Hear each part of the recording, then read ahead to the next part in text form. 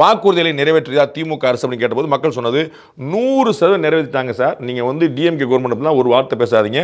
100% அதாவது 100% satisfaction rate வந்து 100% வாக்குறுதியில் என்னங்க நிறைவேற்றாமல் இருக்காங்க, எல்லாம் நிறைவேற்றாம செஞ்சிருக்காங்க அப்படின்னு 100% சாட்டிஸ்ஃபேக்ஷன் வெளியிட்டது 16% பேர் கொடுத்துருக்காங்க.